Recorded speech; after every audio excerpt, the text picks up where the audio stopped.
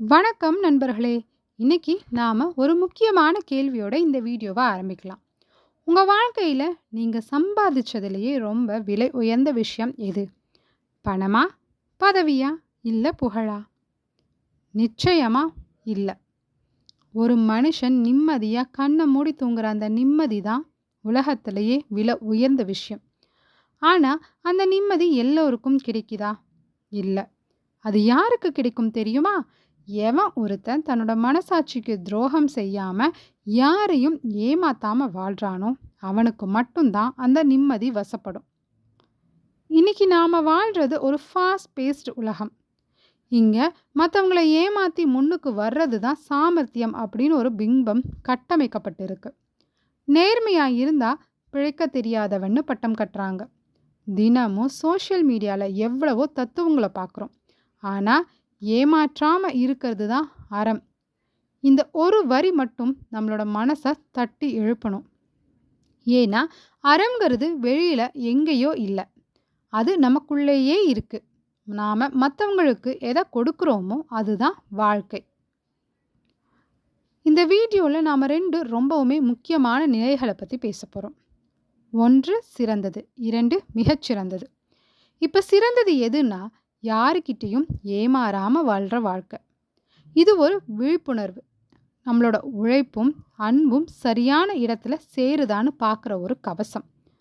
இதே மிகச்சிறந்தது எது தெரியுமா? யாரையுமே நீங்கள் ஏமாத்தாமல் வாழ்கிற வாழ்க்கை. இது ஒரு தவம். இதுதான் உண்மையான வெற்றி. நாம் ஏமாறாமல் இருக்கிறது நம்மளை காப்பாற்றும். ஆனால் நாம் யாரையும் ஏமாத்தாமல் இருக்கிறது இந்த சமூகத்தையே காப்பாற்றும். இந்த வீடியோவில் நான் வெறும் தத்துவங்களை மட்டும் சொல்ல போகிறது இல்லை.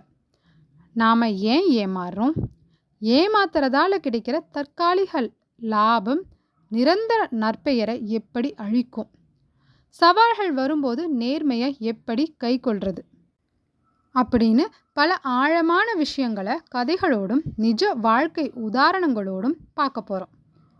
இந்த வீடியோ முடிஞ்சு நீங்கள் கிளம்பும்போது உங்கள் மனசில் ஒரு தெளிவும் ஒரு பெரிய நிம்மதியும் இருக்கும்னு நான் நம்புகிறேன்.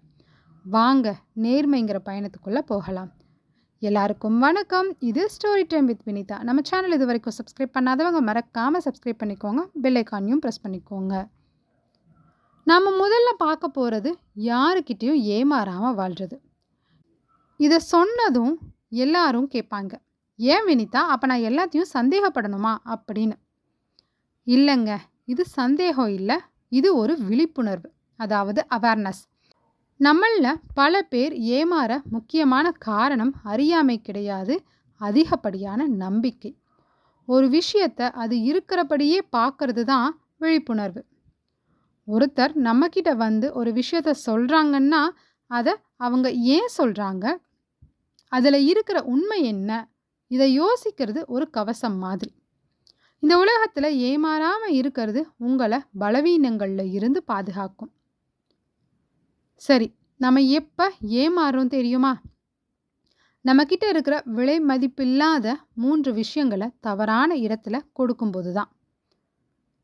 நம்பர் 1 உழைப்பு. நீங்கள் ஒரு இடத்துல வேலை செய்கிறீங்க, ஆனால் அங்கே உங்களோட உழைப்புக்கான அங்கீகாரம் கிடைக்காம வேற யாரும் அதை பறிக்கிறாங்க அப்படின்னா அங்கே நீங்கள் ஏமாற ஆரம்பிக்கிறீங்க. நம்பர் 2 அன்பு. தகுதியே இல்லாத ஒரு நபர்கிட்ட நீங்கள் காட்டுற அதிகப்படியான அன்பு கடைசியில் உங்களுக்கு ஏமாற்றத்தை தான் தரும். நம்பர் 3 நேரம். போன காலம் திரும்ப வராது. உங்கள் நேரத்தை யாருக்காக செலவிடுறீங்க? இந்த 3ம் உங்கள் சொத்து. இதை யாருக்கு கொடுக்கணும், யார்கிட்ட இருந்து விலகி இருக்கணும்னு தெரியறது தான் வாழ்க்கையோட முதல் பாடம். பல நேரங்களில் நாம் ஏன் ஏமாறுறோம் தெரியுமா? நமக்கு நோ சொல்ல தெரியாது. ஒருத்தர் உதவி கேட்குறப்போ நம்மால் முடியாதுன்னு தெரிஞ்சும் அவங்க மனசு கஷ்டப்படுமேன்னு சரின்னு சொல்லுவோம். ஆனால் அந்த ஒரு சரி உங்களை ஒரு பெரிய சிக்கலில் கொண்டு போய் விட்டுடும். எல்லைகளை வகுத்துக்கோங்க. உங்கள் மனசாட்சிக்கு சரின்னு படாத எந்த ஒரு விஷயத்தையும் யாருக்காகவும் செய்யாதீங்க. உங்களை நீங்களே நேசித்தா மட்டும்தான் மற்றவங்க உங்களை ஏமாத்தாமல் இருக்க முடியும். ஒரு ஊரில் ஒரு வைர வியாபாரி இருந்தாராம். அவர்கிட்ட ஒருத்தன் வந்து ஒரு கல்லை காட்டி, இது வைரம், எனக்கு பணம் வேணும்னு சொன்னானாம்.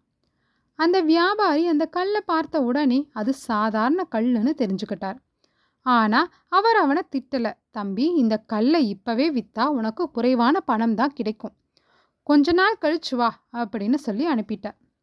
அடுத்த வாரம் அந்த பையன் வந்தப்போ வியாபாரி அவனை தன்னோட பட்டறைக்கு கூட்டிட்டு போய் நிஜமான வைரத்தை எப்படி அடையாளம் காணணும்னு சொல்லி கொடுத்தார்.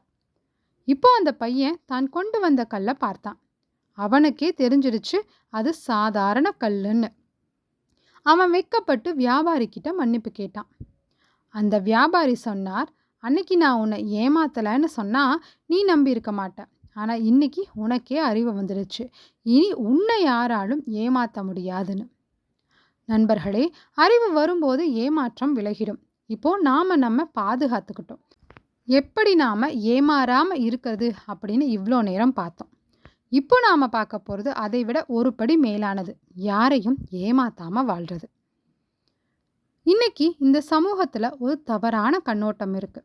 மற்றவங்களை ஏமாத்தி முன்னுக்கு வர்றவனை சாமர்த்தியசாலி அப்படின்னும், நேர்மையா இருக்கிறவன பிழைக்க தெரியாதவன் அப்படின்னும் சொல்றாங்க.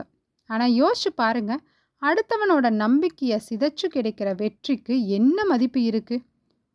ஒரு நிமிஷம் உங்களை நீங்களே கண்ணாடியில பார்க்கும்போது உங்க கண்கள்ல ஒரு குற்ற உணர்ச்சி இல்லாம உங்களால பார்க்க முடியுதா? அப்படின்னா அதுதான் உண்மையான சாமர்த்தியம். தன்னலத்திற்காக பிறரோட நம்பிக்கையை சிதைக்காத வாழ்வுதான் பேரறம் வாய்ந்த வாழ்வு. வாழ்க்கையில எல்லாரும் ஓடுறது எதுக்கு? கடைசியில ஒரு 8 மணி நேரம் நிம்மதியா தூங்குறதுக்கு தான். நீங்க யாரையாவது ஏமாத்தி பணம் சம்பாரிச்சிருக்கலாம், பெரிய அந்தஸ்துக்கும் போயிருக்கலாம். ஆனா ராத்திரி நீங்க படுக்கும்போது உங்க மனசாட்சி உங்ககிட்ட ஒரு கேள்வி கேட்கும். ஆனா இதையே யாரையும் ஏமாத்தாத ஒருத்தன் ஒரு கிழிஞ்ச பாயில படுத்தா கூட 5 நிமிஷத்துல தூங்கிடுவான். ஆனா மனசாட்சிக்கு துரோகம் செஞ்சவன் பஞ்சு மெத்தையில புரண்டாலும் தூக்கம் வராது. தூக்க மாத்திரைகளை விட நேர்மைதான் ஒரு மனுஷனுக்கு சிறந்த உறக்கத்தை தரும். ஏமாற்றாத போது வர்ற அந்த நிம்மதி இருக்கு பாருங்க, அது ஒரு ராஜ வாழ்க்கை. நம்பிக்கைங்கிறது ஒரு காகிதம் மாதிரி. ஒரு தடவை அதை நீங்க கசக்கிட்டீங்கன்னா மறுபடியும் அதை எவ்வளவுதான் தேய்ச்சு நிமிர்த்தினாலும் அந்த மடிப்புகள் மறையாது. உங்க தொழிலையோ உறவுலையோ நீங்க சம்பாதிச்ச நற்பெயர் ஒரு கோபுரத்தை போன்றது. அதை ஒரு செங்கல் செங்கலா அடுக்கி ஒசத்துறதுக்கு வருஷ கணக்கில் ஆகும். ஆனா ஒரே சின்ன ஏமாற்று வேலை அந்த மொத்த கோபுரத்தையும் ஒரு நொடியில தரமட்டமாக்கிடும். ஏமாத்தி சம்பாதிக்கிற லாபம் இன்னைக்கு உங்களுக்கு பெருசா தெரியலாம். ஆனா அந்த லாபம் உங்க கேரக்டர் அப்படிங்கிற பெரிய மூலதனத்தையே அழிச்சிடும். நம்ம எல்லாத்துக்கும் தெரிஞ்ச ஒரு பழைய கதையை தான் நான் இப்போ உங்களுக்கு சொல்ல போறேன். ஆனா அதில் இருக்கிற ஆழம் இன்னைக்கு வரைக்கும் பொருந்தும். ஒரு ஏழை மரவெட்டியோட கோடாரி ஆத்துல விழுந்துடுச்சு. தேவதை அவன் கண் முன்னாடி தோண்டி முதல்ல தங்க கோடாரியை காட்டுச்சு. அவன் இது என்னோடது இல்லைன்னு சொன்னான். அப்புறம் ஒரு வெள்ளி கோடாரியை தந்துச்சு. அப்பவும் அவன் இது என்னோடது இல்லைன்னு சொன்னான். கடைசியில் அவனோட இரும்பு கோடாரியை கொடுத்தப்போ இதுதான் என்னோட கோடாரி அப்படின்னு ரொம்ப சந்தோஷமா வாங்கிக்கிட்டான். அந்த வனதேவதை அவனோட நேர்மையை பாராட்டி 3 கோடாரியையுமே அவனுக்கு கொடுத்துச்சு. அன்னைக்கு அவன் ஒரு சின்ன பேராசைப்பட்டு தங்க கோடாரியை வாங்கியிருந்தா அவனோட இரும்பு கோடாரியும் கிடைச்சிருக்காது, அவனுக்கு நேர்மைங்கிற அந்த கௌரவமும் கிடைச்சிருக்காது. நாம நேர்மையா இருக்கும்போது பிரபஞ்சம் நமக்கு சரியான நேரத்துல நாம எதிர்பார்க்காத உயர்வை கொடுக்கும். நேர்மைங்கிறது ஒரு பாதை. அதுல நடக்கிறப்போ கால் வலிக்கலாம். ஆனா அந்த பாதை எப்பவுமே உங்களை ஒரு தப்பான இடத்துல கொண்டு போய் விட்டுடவே விட்டுடாது. அந்த நேர்மையை நம்மளோட வாழ்க்கையோட ஒரு பழக்கமா எப்படி மாத்திக்கலான்னு பார்க்கலாம். இப்போ ஒரு முக்கியமான யதார்த்தத்தை பேசலாம். நேர்மையா இருக்கிறது சுலபம்னு நான் சொல்ல மாட்டேன். சில நேரங்களில் நேர்மையா இருக்கிறதுக்கு நாம ஒரு விலையை தர வேண்டியிருக்கும். ஒரு உண்மையை சொல்றதுனால ஒரு வாய்ப்பு கைவிட்டு போகலாம், இல்லை ஒரு உறவுல விரிசல் வரலாம். சுற்றி இருக்கிற எல்லாருமே குறுக்கு வழியில போயிட்டு இருக்கும்போது நாம மட்டும் நேர்மையா இருக்கிறது நமக்கு ஒரு முட்டாள்தனமா தோணலாம். ஆனா ஒன்று புரிஞ்சுக்கோங்க, குறுக்கு வழியில போறவங்க வேகமா போகலாம், ஆனால் நேர்மை பாதையில் போகிறவங்க மட்டும்தான் தூரமாக போக முடியும். தற்காலிகமான இழப்புகளுக்காக உங்களோட நிரந்தரமான தன்மானத்தை என்றைக்குமே அடகு வைக்காதீங்க. வாழ்க்கையில் ஒரு பெரிய விதி இருக்குது. அதை நீங்கள் கர்மாவோ இல்லை பிரபஞ்ச விதியோ எப்படியோ சொல்லிக்கோங்க. அது த எக்கோ பிரின்சிபல். நாம் எதை கொடுக்குறோமோ அதுதான் நமக்கு திரும்ப கிடைக்கும். நீங்கள் ஒருத்தரை ஏமாற்றும் போது நீங்கள் ஒரு மனிதரை மட்டும் ஏமாற்றலை, உங்களுக்கான எதிர்கால ஏமாற்றத்தை நீங்களே விதைக்கிறீங்க. அதே மாதிரி நீங்கள் ஒருத்தருக்கு உண்மையாக இருக்கும்போது அந்த உண்மை ஏதோ ஒரு ரூபத்தில் உங்களுக்கு தேவையான நேரத்தில் உதவியாக வந்து நிற்கும். மற்றவங்களுக்கு துரோகம் செய்யாமல் உழைக்கிறவங்களுக்கு தோல்விங்கிறது ஒரு தற்காலிகமான விஷயம் மட்டும்தான். உங்களோட உழைப்பும் நேர்மையும் என்றைக்குமே வீண் போகாது. ஒரு வயதான அரசன் இருந்தாராம். அவருக்கு பின்னாடி நாட்டை ஆள ஒரு நேர்மையான இளைஞனை தேர்ந்தெடுக்க நினச்சாரு. ஊரில் இருக்கிற எல்லா இளைஞர்களுக்கும் ஒரு விதையை கொடுத்து இதை வளர்த்து 1 வருஷம் கழித்து எடுத்துகிட்டு வாங்கன்னு சொல்லி அனுப்பிட்டார். எல்லாரும் போட்டி போட்டுக்கிட்டு செடிகளை வளர்த்தாங்க. ஆனால் ஒரே ஒரு பையனோட சட்டியில் மட்டும் செடியே வளரலை. எல்லோரும் அவனை பார்த்து சிரிச்சாங்க. 1 வருஷம் கழித்து எல்லோருமே அழகான செடிகளோடு வந்தாங்க.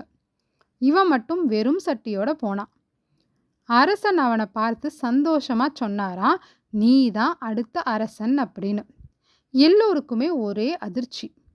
அரசன் சொன்னார், நான் எல்லாருக்குமே கொடுத்தது வேக வைத்த விதைகள், அது முளைக்கவே முளைக்காது. ஆனால் மற்ற எல்லாருமே செடி வளரலை அப்படின்னு தெரிஞ்சதும் வேற விதையை நட்டு ஏமாற்றி கொண்டு வந்திருக்கீங்க. இவன் ஒருத்தன் மட்டும்தான் ஏமாத்தாமல் உண்மையை சொன்னான் அப்படின்னு சொன்னாராம். உங்கள் நேர்மை சில சமயம் உங்களை வெட்கப்பட வைக்கலாம். ஆனால் அந்த நேர்மை தான் உங்களை அரியணையில் உட்கார வைக்கும். சரி நண்பர்களே, இவ்வளவு நேரம் நாம் பேசினது வெறும் பேச்சு மட்டும் கிடையாது. இது ஒரு வாழ்க்கை முறை. ஏமாற்றாமல் இருத்தலே அறம். இன்னைக்கு இந்த வீடியோவை பார்த்துட்டு இருக்கிற நீங்கள் ஒரு சின்ன உறுதிமொழி எடுத்துக்கோங்க. இனிமே என்னோட சுயநலத்துக்காக யாரையும் நான் ஏமாற்ற மாட்டேன். என்னோட உழைப்புலையும் அன்புலையும் உண்மையாக இருப்பேன்னு சொல்லுங்க. அந்த ஒரு மாற்றம் உங்கள் வாழ்க்கையில் மிகப்பெரிய நிம்மதியை கொண்டு வரும். அப்படி வாழ்கிறதுக்கு நீங்கள் தயார் அப்படின்னா ஐ ஆம் ரெடி அப்படின்னு மறக்காமல் கமெண்ட்டில் சொல்லுங்கள். உங்களோட கமெண்ட்டுக்காக நான் ஆர்வமாக காத்துக்கிட்டு இருக்கேன். இந்த வீடியோ உங்களுக்கு பிடிச்சிருந்தா நேர்மையோட அவசியத்தை உணர்த்த நினைக்கிற உங்கள் நண்பர்களுக்கும் மற்றவங்களை எல்லாத்துக்குமே பகிருங்க. மறக்காமல் உங்கள் கருத்துக்களை கமெண்ட்டில் சொல்லுங்கள். அடுத்த ஒரு நல்ல வீடியோவில் உங்களை சந்திக்கிறேன். அது வரைக்கும் ஸ்டோரி டைம் வித் வினிதாவிற்காக நான் உங்கள் வினிதா. நன்றி.